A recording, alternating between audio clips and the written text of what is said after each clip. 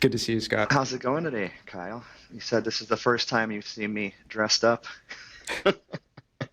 I like Because this we've version of never Scott met. Urbas. We've never officially met like in person, face to face, right? We've had all these different conversations through Teams meetings and whatnot over the years, right?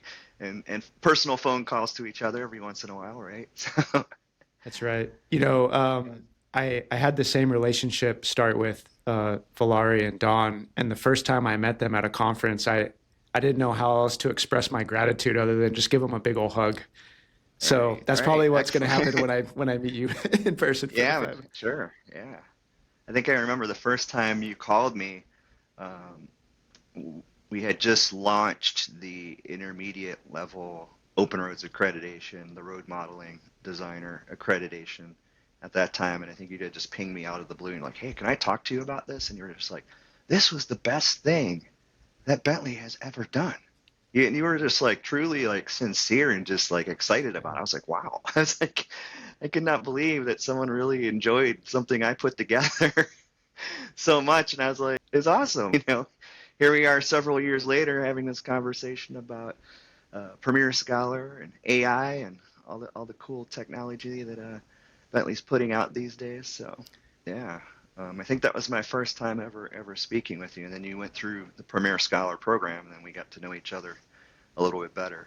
So Yeah, if there's one thing I'm known for, I think it's bringing a lot of enthusiasm into everything I do. right, Like I like to think of it like there was a little kid version of Kyle that wanted right, to be an engineer when he grew up, right, and I've channeled that. I have channeled that little kid version of me in everything I do. right. So it makes I it think, it makes it pretty yeah, easy to be excited. I think I'm like that to some extent. So first learned Bentley products over 30 years ago when I was around 20 years old. When I took a computer-aided drafting class at the time, and they happened to teach MicroStation in that class. So that was my first entry into knowing about MicroStation. And at the time, it wasn't branded Bentley; it was branded Intergraph still. But it really like I don't know, kind of helped launch my career from like that day. I mean, from going through that one class and learning MicroStation and seeing all the cool things you could do on a computer, 2D and 3D models and all this stuff. And this was like the early 90s. It was like 1992, almost kind of pre-internet in some ways. And it's like as soon as I learned MicroStation, it just like opened up this whole world inside of my brain. I was like, man, this is really neat. And then hear about the internet coming and personal computers were starting to be a big thing in everyone's homes, and that's kind of what got me into this industry. So yeah, so welcome to the conversation here.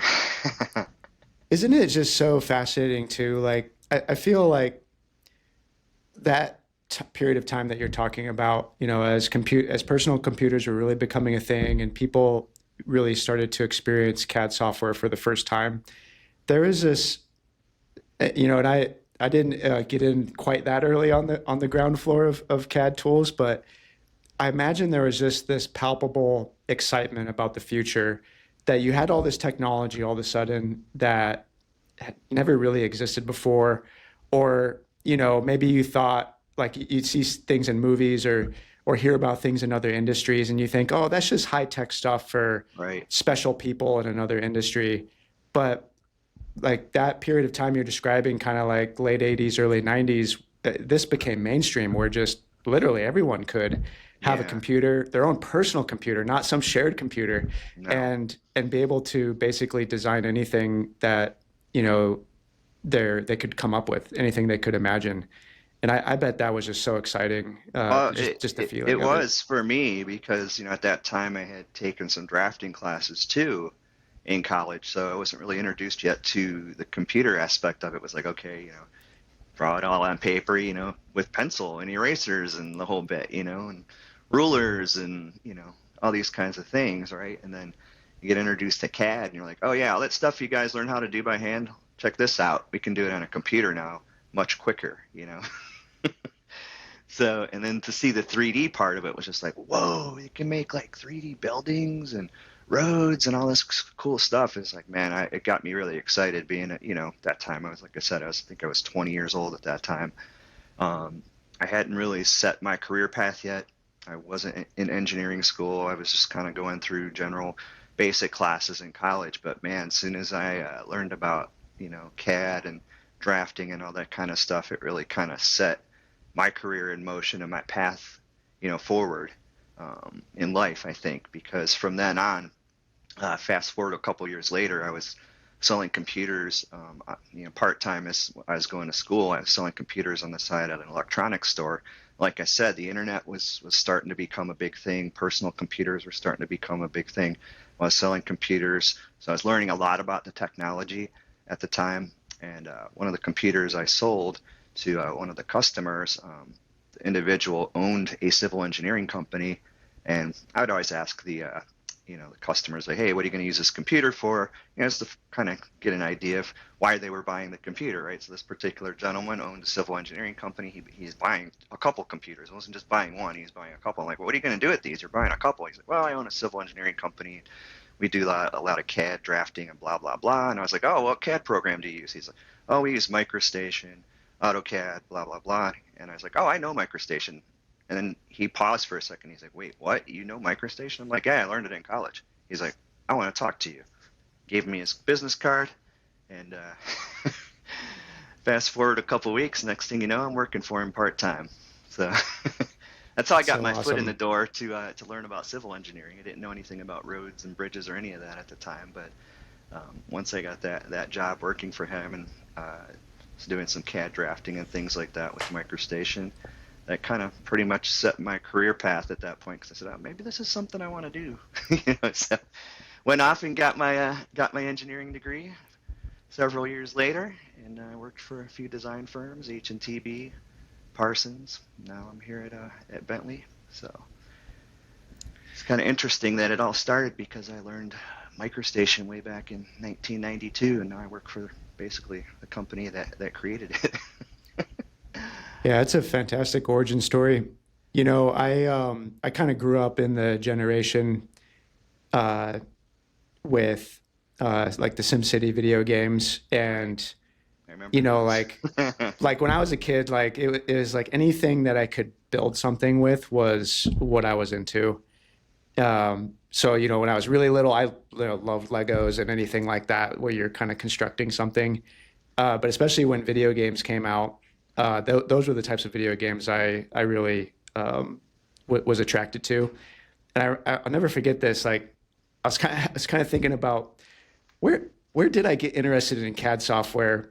And I was in high school, and I had this moment where I took like a drafting class, and I think at the time it was like some early version of AutoCAD they were teaching us. But the thing that was so crazy to me is that I drew. We were doing this thing with a laser cutting machine where you would draw something in 2D, and but you're kind of like thinking of how it would fit together in 3D, and you draw out shapes for like I did like a hinged box, and you would draw out all the pieces of the box in 2D, and you would use different like level names to describe to the cutter how deep to cut the wood, and then you would just send the sketch to the I forget the actual name of the machine, but it would go like cut out the balsa wood or whatever for you, and then you could assemble your thing in 3D Right. and have this object, and you're like, I drew That's this, awesome. and now it's in Right. my Yeah. hand. Right. And then when I went to college, I was like, I kind of knew I wanted to do engineering, and I got an internship at the Idaho Transportation Department, which was fantastic. Their internship program and their engineering training program was just lights out. A great program, and I remember going through a lot of the college engineering courses, and then like in between classes and in my off days, I'm over at the transportation department, and they were, I think, just moving to MicroStation V8 XM edition at that time. So I was getting to actually draw things and work on projects in between my classes. And when our senior design project came up, and you do your capstone and you do like a real project, and I got on a project where we did a roadway project, and I was the only person on the team that had CAD experience. So I was like, let me have the DGN files. I can go, I can go figure everything out on this. And I remember that just made everything so much easier. The fact that I had the real world experience. And yeah, I think by that point for sure, I just knew I love transportation, and I've been working here ever since. So it's been a fun journey since then. Good story. Yeah. What I'm kind of I have a curious question for you. When you came over to Bentley, were you doing like the first day or the first job you had at Bentley? Were you doing what you do now? Um, Kind of, sort of. I wasn't the manager of the civil training content at that time. They basically hired me to help create the Open Roads training because Open Roads wasn't out yet. Open Roads Designer was just about to be launched when I got hired. So one of my main tasks was to be the main content creator, training content creator for Open Roads Designer at that time. And then after several years of being here now, I'm the manager of basically the Open Roads Designer training content. Um, I don't do as much technical writing as I've done in the past, but I still oversee, Mm. you know, data set creation and reviewing the training materials and making sure things get uploaded to our learning platforms. Managing the coffee corners and, of course, the Premier Scholar program. Basically managing that these days and managing the master classes for those to make sure those are going. And as you know, the Mhm. coordination for the digital delivery workshop for the civil conference. So I do quite a bit of things here, but yeah, my role has changed quite drastically from day one of being here, where I was just kind of like, hey, just go off in the corner and create some training content all day long. I didn't have to worry about as many meetings and emails and all those kinds of things that I'm involved in now. Yeah. So yeah, it has changed quite a bit since day one of being here, quite substantially. So. So, but it's always been training related since you've been at Yeah, Bentley. yeah, I've always been tied Yeah. to some type of training activity, whether it's either managing the training content, creating the training content, or helping somebody find the appropriate training. Hmm. A lot of folks would always come to me, hey, where's this at? Where can I find this? Hey, can you guys make this for us? Those types of things. Hey, there's something wrong with the document. You guys have spelled something wrong. That kind of stuff too. So, Because I find that to be like a fascinating, commonality between us is that out of like all the jobs you could do in this industry, and then even in a subset of all the engineering jobs and all the design jobs, there's tons of different roles and needs for CAD specific, skills and jobs to execute those skills. And training is just another subset in that. So I feel like we both kind of landed on our right, niche in the industry being around, right. teaching people and training. So how did you, I guess, uncover that passion for this part of the industry? Because it must have happened before Bentley. Yeah, no, oh yeah. I mean, many, many years ago, because I think when I first started working, like I said, way back in the 90s, I first started working and I was trying to learn more about just the civil engineering software side of things, right? There were books about MicroStation and 2D and 3D kind of just regular types of drawing, but if you wanted to find something that was very, highway design related back then, it was very difficult. You had to do a lot of deep searches, and the internet, like I said, it was pretty limited back then. It wasn't like today where you had YouTube, and we have YouTube now, and you could pretty much find anything you want at your fingertips. Back then, it was very difficult, and Bentley did have some training things in place, but you had to have a subscription and things like that at the time. So if you didn't have a professional subscription, you didn't get access to some of that um, detailed workbooks and things like that. And that's pre-Learn Server too. They didn't have the Learn Server back in the old days. Or I think when they launched the Learn Server somewhere in the early to mid 2000s, that's when they started to really get their training material out there where everybody could get their hands on it. So I think for me it was like, man, I want to be able to do my job better. So I would try and find anything I could, or even find people, that knew more than I did and try to like learn from them. Even if it wasn't Bentley products, if someone was using our competitors' products, I would look at that and be like, okay, let's see what they're doing in this product. Wonder if we can do that in this one, And then I think the first actual civil design product that I used was GEOPAK. Okay, now GEOPAK, I learned, I believe, in like 1997, right? And they had a pretty strong hold with a lot of the DOTs. You know, they had, I don't know, 20, 30 DOTs, maybe more at that time, right? Yeah, GEOPAK and InRoads is the main two civil design products at that time. So Ohio DOT had moved to using GEOPAK, so I got really invested in learning it. Like I wanted to learn everything. You know, first I started learning the survey bits. You know, so I learned how to do all the coding. You know, the surveyors would go out in the field and they would do all the coding. So I'd learn how to upload the data collector to the computer and do all the base mapping and all that stuff. And then it just kind of grew from there. And then when I found out that GEOPAK did in-person conferences for training to anyone, and I had switched companies, I went to HNTB, and I think that's what really kind of really set off the training and the learning even more, because it's like I started seeing all these other cool things that you could do, and it's like, oh my God, this is amazing. I got to learn how to do that.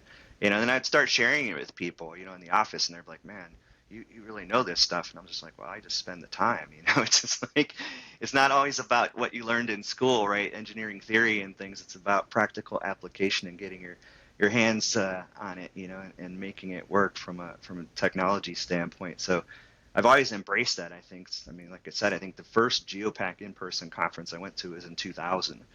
I remember it being in Denver or in Vail, Colorado, of all places. I was like, wow, I get to go to Colorado for this training thing. And from then on, I think that was like when I first met like Derek Gray and Chuck Lawson and some of these Oh, guys wow. that, you know, worked at Bentley that just recently retired. Yeah. So, Yeah. The end of a you know, back generation in, right there. right, Yeah. right. So, you know, I'm still here going strong. I'm not quite that old yet that I can retire.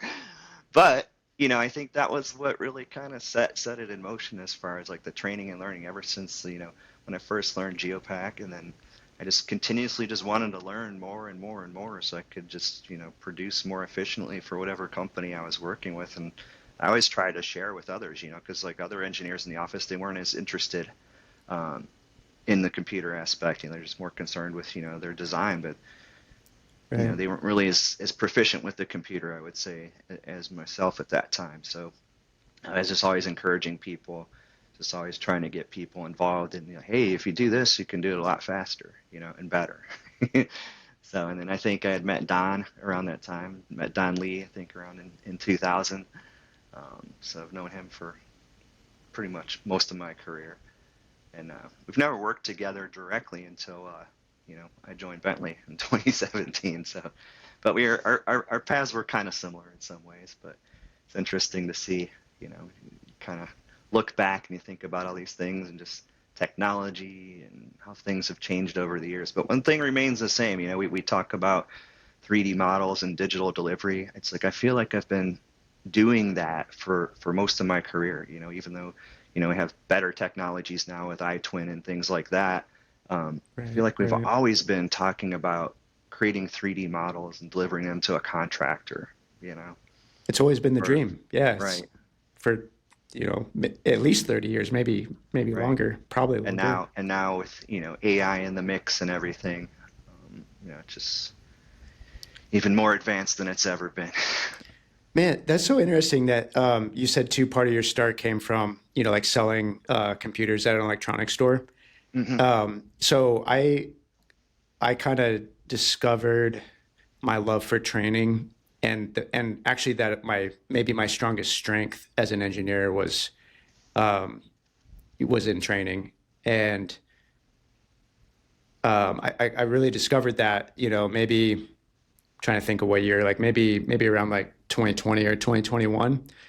Uh, but I was thinking about that after it happened, and I was like, why am I so good at teaching people how to do stuff in CAD software?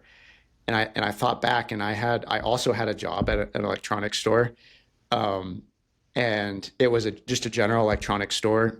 I did this job back when I was just starting college, and we sold TVs, computers, DVDs and music, and just kind of all Hmm. the general things.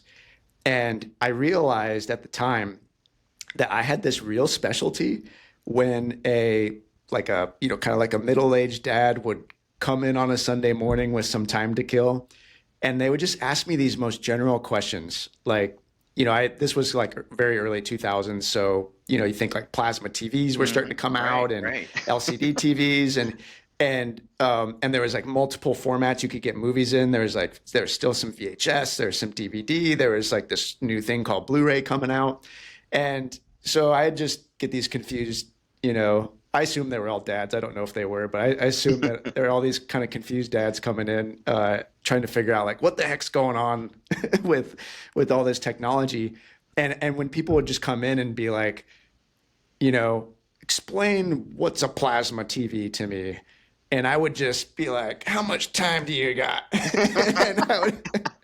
and sometimes I'd just go on for like an hour or more with these guys, and they didn't even buy a thing all the time. Sometimes they just leave and be like, oh, thanks, I know what's going on now. and I really love that though. So when I finished college and started working in my engineering career, and when you're brand new as an engineer in the industry, you're just learning so much. You're not really teaching anyone anything. You're really kind of drinking from the fire hose for several years to figure out just how do people practice engineering, how do state regulations work and standards and project budgets and schedules. And there's just so much that you have to understand. And, fast forward, I was well over 10 years into my engineering career at that point when I started to realize like, hey, I can learn the different facets of CAD software. And I kind of had a similar background as you. I worked in Idaho, which was an InRoads state. So I learned InRoads over there. And then I moved to Florida, which was a GEOPAK state. So I got a pretty healthy dose of both of those programs before the Connect platform. And I just started to realize that like I can learn at a really fast rate, where this happened to me a couple different times where I was in an office that had like you join a new office or you join a new team and you find out like who's the expert, right? Mm-hmm. Who in this team is like the 3D person that knows all the cool technology. And I would just kind of like look up to that person and go absorb everything they knew. And I felt like typically within a year I was at their level. And then I was starting to teach them stuff about the 3D modeling aspects of the software. So that kind of came to a point when I just started to have like a deeper level epiphany that the industry is not moving fast enough. Right. And I started to ask myself why. Like, why is the technology like kind of taking off at one rate? And we saw that with the year over year improvement in the Connect platform. And then that, like what I would see, Bentley showing in videos and demonstrations, a lot of the stuff that you're creating, I would see that and I'm like, that's great. I want that on my project. And then you'd go back and work on said project, and it was stuck in an older version of software. Right. And you start asking other people about it, and they didn't know anything about that new thing. And that's not the way they do their work. It's not the skills they have. And there wasn't a lot of motivation to change that. And that formed over several years. But I really started to realize like, hey, like this isn't just going to happen like magic, guys. We're not just going to be able to snap our fingers and have digital delivery and this, all these like really cool things about the digital age of infrastructure that we dream about now, right? You think back when CAD software came out, the dream was just, I think you said it perfectly, delivering 3D models to contractors to go build. Right. And I feel like the dream now, like that's really in sight to achieve. The dream now is all about like physical AI and robotics and having these incredible technologies that will solve tons of problems in the world, not just engineering problems. And the gap between here and there is a pretty big gap. And I started to be, I guess, more excited about the future, realizing where my strengths were and realizing like, hey, I have a strength that accelerates people's adoption of technology. So if I am utilized fully in that way, that's probably the best impact I could have on the industry. And as soon as that kind of clicked in my head, I'm like, that's what I need to do. I don't need to necessarily be working on design projects anymore. Um, which is a little bit of a bittersweet thing because if Right.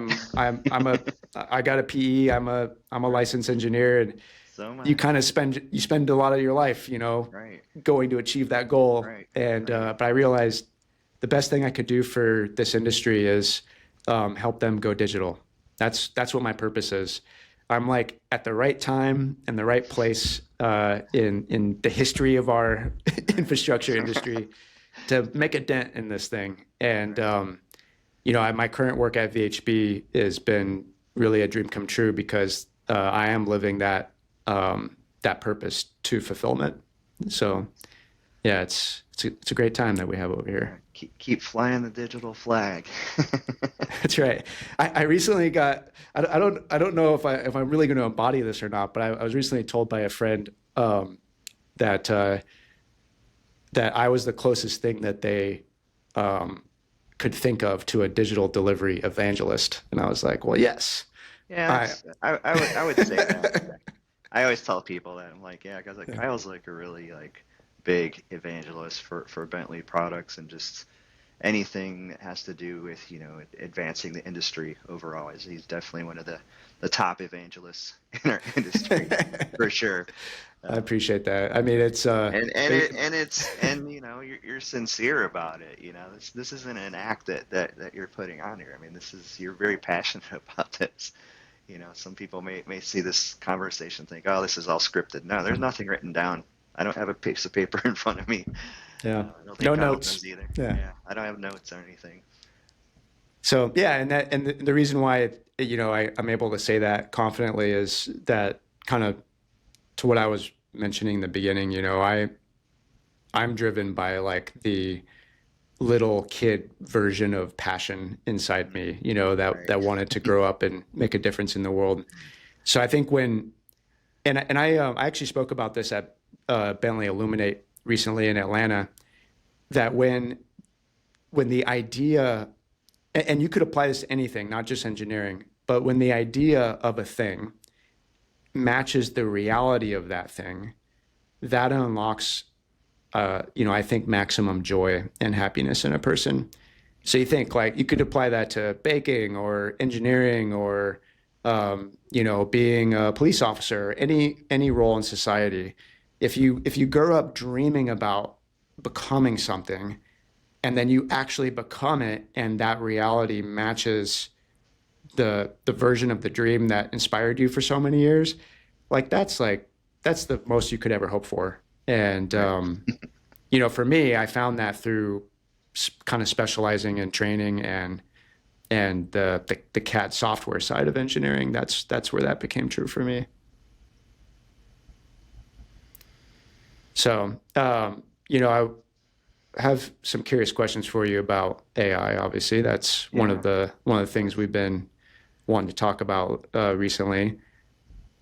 I've been really excited about artificial intelligence, not just for all the cool stuff that you read about online, and but I've been really excited about it in our industry for learning. Um, you know, we've always, and actually, you probably have a better sense of the data points here than I do, but we've always relied on Bentley's documentation and the forums and Bentley Learn and the YouTube channels. We've always relied on those things to learn CAD software, and let's face it, a lot of companies don't have like a real structured training program for a new CAD user. You Mm-mm. know, I think I had a pretty normal experience as other people where you're just told on the job training is the best training. So Right. just get it, Right. get in there and start It was working. it was the same way, back in the old Yeah. days, and I mean, heck, even up to when I left the the real world to come and work here, there wasn't really a structured training plan for really anyone to learn the design products. It was just kind of like, hey, we got this project, let's see who knows the software, put them on the project, right? And just start kind of Yep. rolling along. A lot of folks didn't have training budgets and things set aside to do the technical training that was required to really be proficient with the software. It was kind of on the employee's own time. A lot of times to kind of like, hey, you go and do this on your own time and figure it out. So, Absolutely. Yeah. So, so if we kind of uh, build a structure around that, right, for the sake of conversation. mm-hmm, So the formula that you could say most people have gone through over the last generation is, start applying everything you learn immediately on a project, right? Just learn by doing, but absorb knowledge from your colleagues, right? Ask your right, coworkers how to do things. I got paired with some pretty awesome CAD designers early on in my career, and I learned a ton of stuff from them. I've always looked up to, the best CAD users on any team I've worked with. So, that's part of the expectation is you're going to absorb stuff from your neighbors. And then when you need help with something, go look it up online. right, right, Go look for the answer. And so if you think about that, like I use this comparison at Bentley Illuminate. Um, your brain, if we're comparing a human brain to like an AI model, it's just really a comparison of a biological neural net to an artificial neural net. So we have this whole ecosystem of Bentley software and all of the content online and all of the, think of all the biological neural nets of your users. They're like little hard drives that have knowledge stored on them. right, So what we tell the new user, the untrained biologic neural net, we say, hey, interface with your local biologic neural nets and then access information online to fill in the gaps for any knowledge that you're missing about using these products. And it's worked okay. Obviously there's some great CAD users out there, but that system doesn't necessarily work for everyone. And you could look at the objective progress we've made over the last 30 years and say, there has been some arc of stuff we've achieved, but that arc has been, limited by various constraints. And one constraint I think I definitely saw before taking on the current role I have at VHB, and I think you probably saw this in your work too before joining Bentley. One of those constraints is people's ability to learn the CAD software because yeah, it's complicated. it's CAD very software is hard to complicated, learn, right. you know? I mean, when I was at H&TB, right, so the first part of my career when I was working at H&TB, I worked there for 15 years. The first part of my career, I was just mainly doing design work, working on projects and things. And then, somewhere along the line, one of the guys on our CAD support team, our corporate CAD support team that handled the GEOPAK training and support, he had reached out and he said, hey, Scott, we talk a lot and you're really good at GEOPAK. And he's like, would you want my job? I'm like, wait, what? Mark, why would I want your job? He's like, well, they want me to learn InRoads now, so they need another InRoads person. They're like, they're thinking of bringing you on the team to handle the GEOPAK support and training. I was like, I don't know, because like I was working on real projects. That wasn't my goal to be like traveling around the country just doing training and support and no longer doing design work. So at that time, I think it was around 2005 or so. I was just about to graduate from college with my engineering degree. And I think I might have already graduated. Can't remember exactly. It was somewhere around that same time. But it was like a pivotal moment in my career because I was just like, okay, do I stay doing the real world design work, and then kind of move my way up the food chain and become a project manager, then, office leader and the whole bit that, most engineers' career path goes, or do I take this kind of unknown path of training, support, project helping, coaching kind of role, and I decided to take the leap and said, I'm going to go down this other road, even though it required travel and my daughter at the time was 1 or 2 years old, and I was like, I'm just going to go and do this and see how it goes. If worst comes to worst, maybe I can go back to working in the local office and doing design work again if they'll have me back.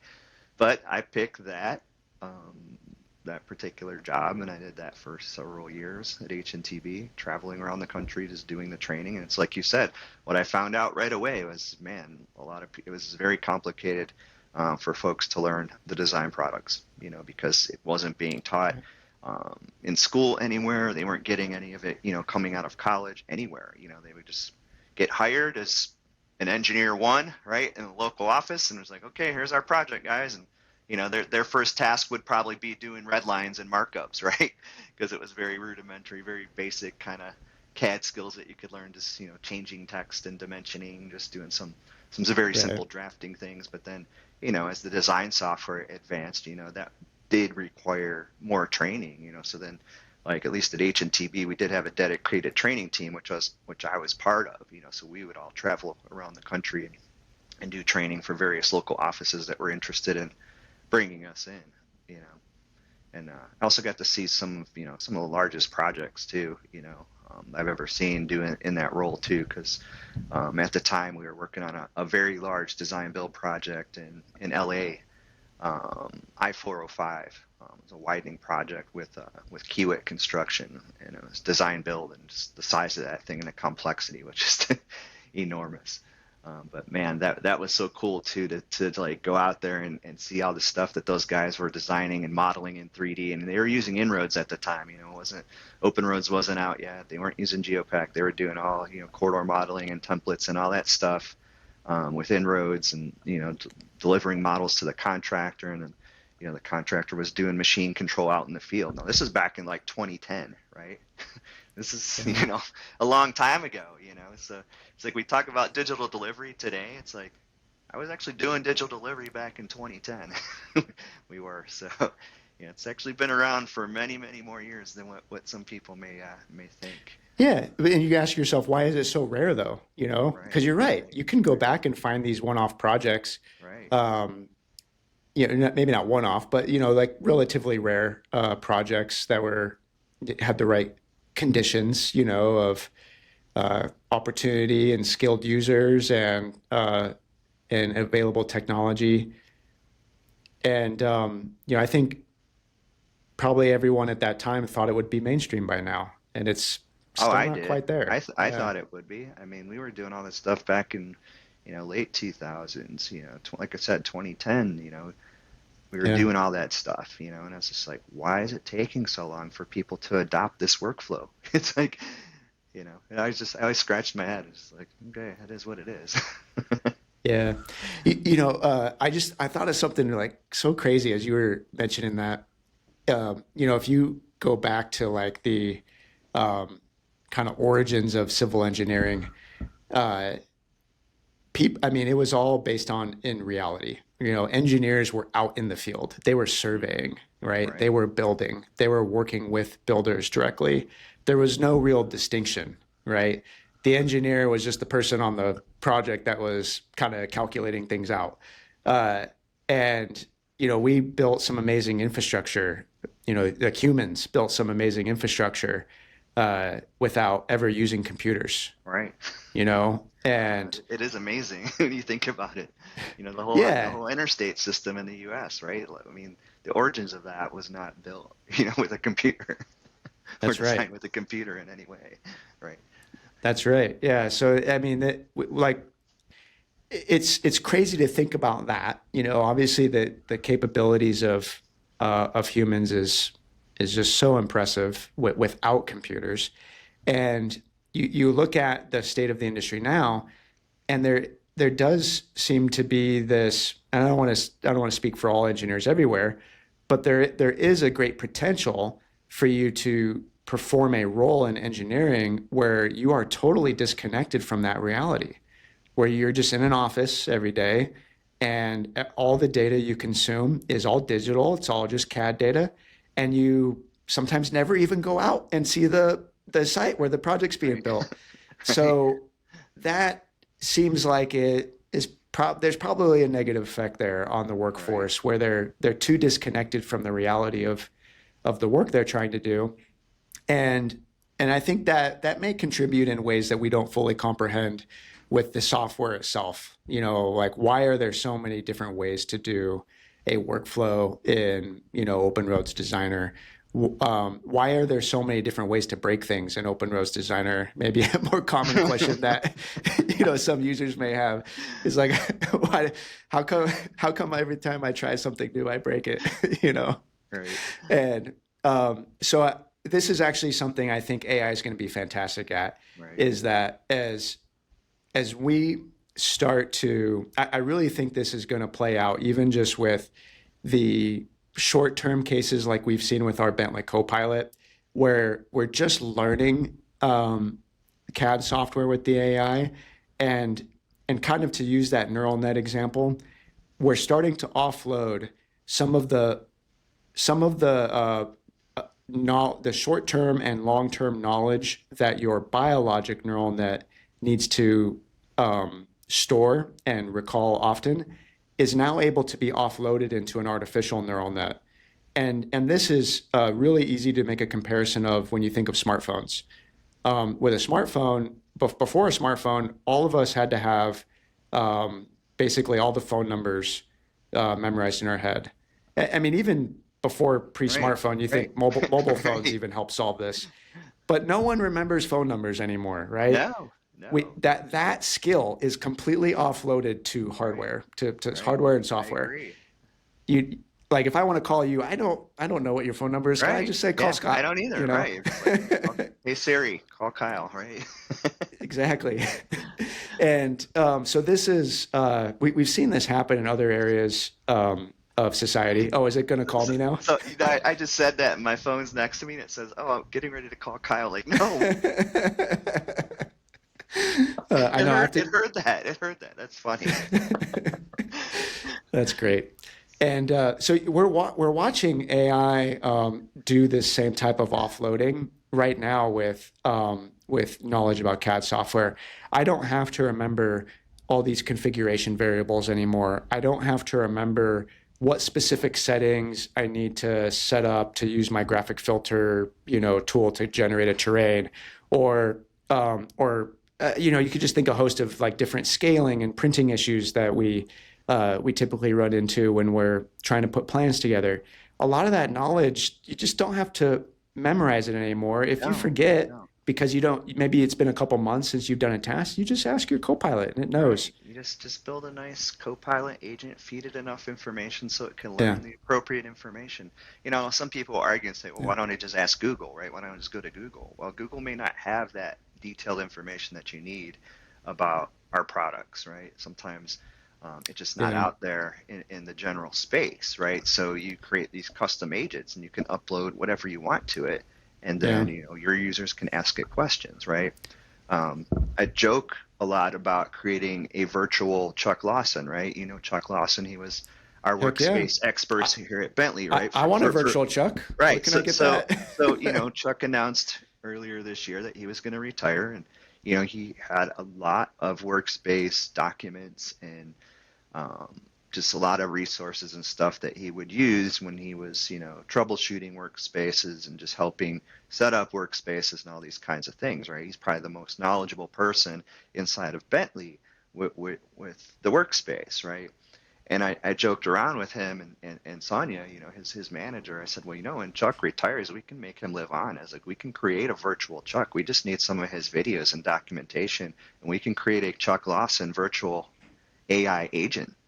And then you can ask it some of the same questions that you would have asked Chuck when he was still working here. So he can retire all he wants, but the virtual Chuck can technically live on as long as we have all those resources that he was using. And I'm serious, right? Because especially with something not just like Copilot itself, but just Notebook LM, where you can feed it videos and documents. And I think Copilot you can now feed video as well, but I think initially Copilot was just based to documents, right? It's wild. I mean, even though it sounded totally sci-fi at the time, if you remember that show Futurama, which is like set in like the year 3000, and there's all these characters from like the 20th century that are still living on in that year, but they're just like a head in a jar, and you can still go talk to them though. And it's just kind of funny in the cartoon But like this idea that you could have some digital, some kind of like digital, I don't know if we're at the point where we can say consciousness yet, but Right. some type of digital avatar of a person who's a real person that has a similar set of knowledge, similar knowledge of like background experiences and descriptors of personality. We're already at the point where you can make a digital kind of agent Right. that is not that different than the real Right. person. Right. And Especially like, with like the voice cloning and things you can do with AI. That's yeah, I was like, we truly could create a virtual Chuck. I was like, we have all his videos. I was like, we have all his documents. Like, we could easily clone his voice with his permission, of course.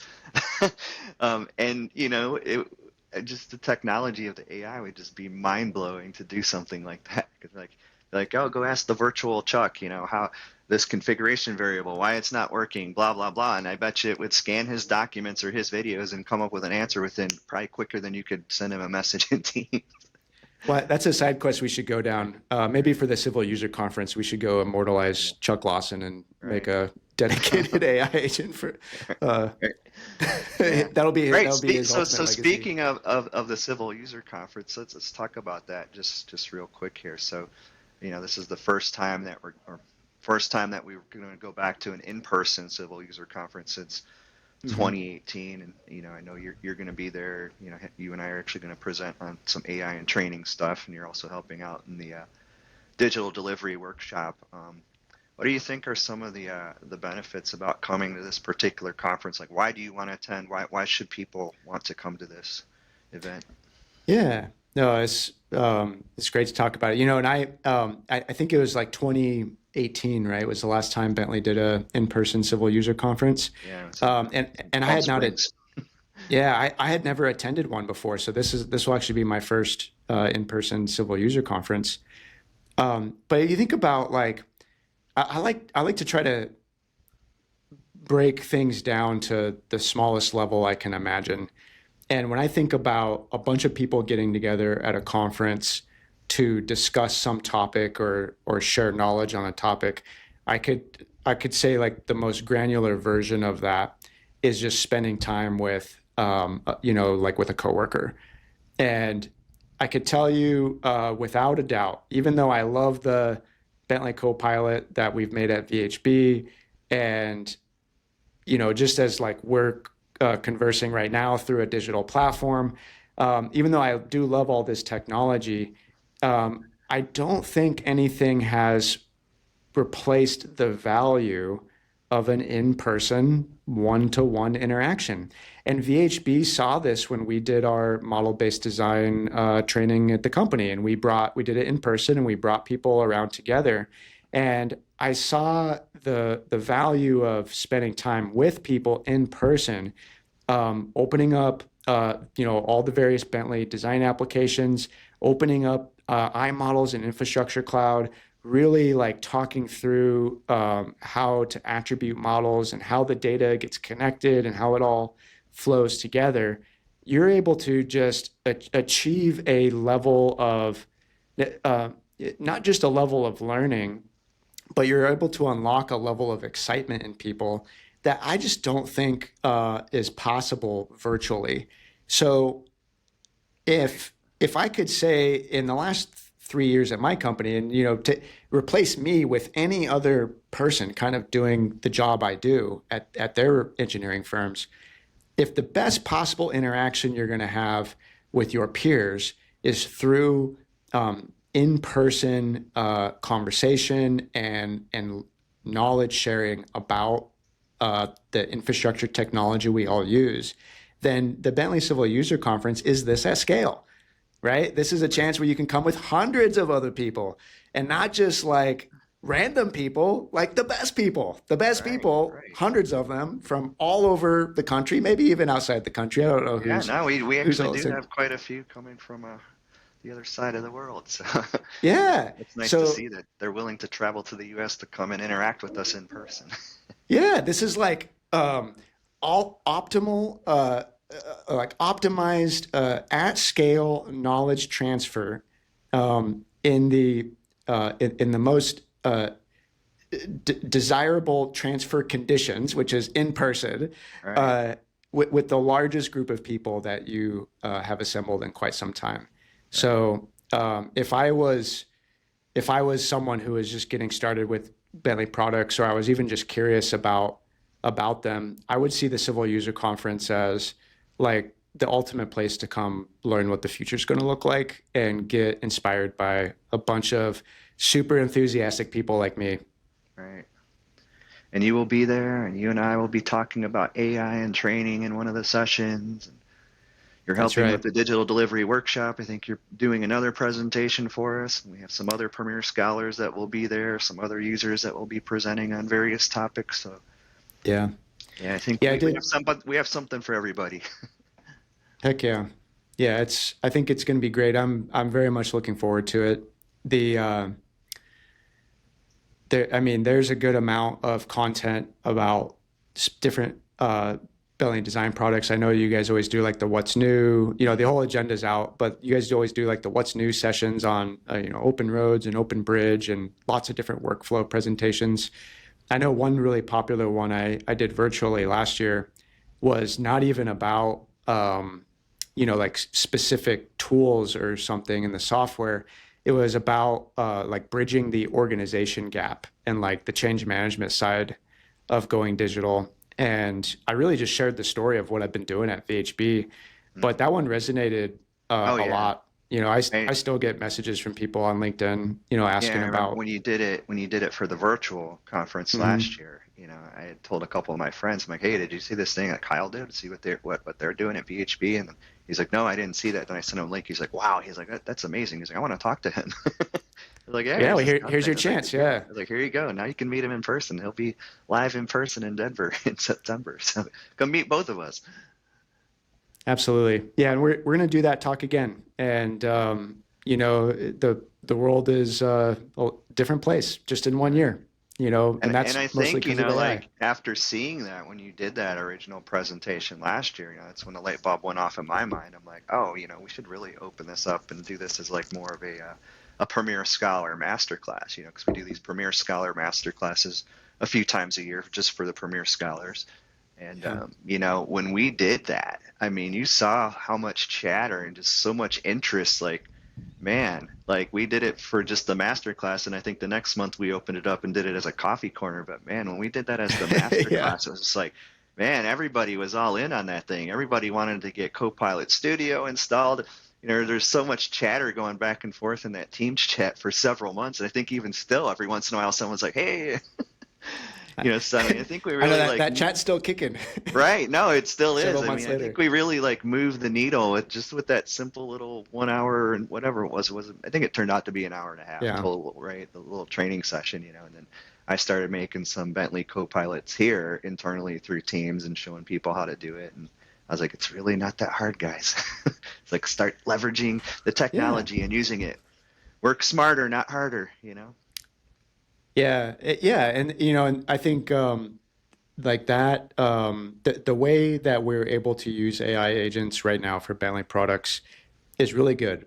And there's really no secrets here. The agent that we taught the Premier Scholars how to do, and I'll explain this in more detail too at the Civil Conference.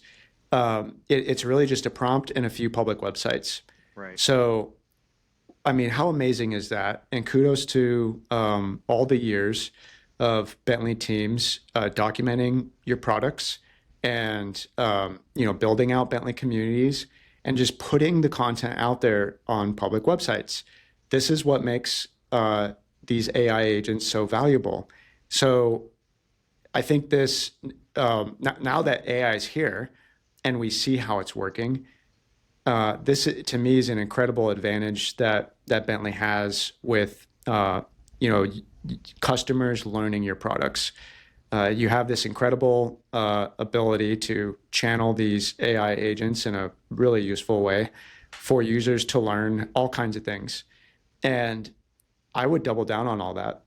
I would not slow down or even hold constant the rate of documentation. I would double it Right. because if you do, customers around the world are going to all benefit from using their, enterprise, whatever AI agents are permitted or whatever in their company's ecosystem. They're all going to benefit from that. So it's like that kind of saying that, a rising tide lifts all boats. This is a literal example of AI being the rising tide that's lifting all the CAD users up at the same time. Right. And I think this is going to be a big thing to unlock this future. And I really truly believe that, I don't know how long it's going to take, but there will be a point when the learning curve for CAD software is just zero. You don't have to learn CAD software. The AI agent will be so capable that you just tell it what you want to do and it will make it. And all you have to do is show up and be an engineer. Right. Imagine that. It's like, Scott, it's like the old days, right? With no computers at all, when engineers were surveying and building and working on projects directly. I think AI is going to bring us full circle around to that, where engineers are just engineers. And all of the technology that we use to assess reality, design solutions to improve public safety or expand economic capacity of any infrastructure network, all of the things that we do as civil engineers will be kind of effortlessly executed by these crazy, capable AI agents and interconnected, software products, and it will be amazing. Like I think that is like a near-term future, not a long-term future. Right. And I already feel like I see the inklings of that future unfolding with the co-pilots we have today. So I'm super excited, very, very bullish on the AI future.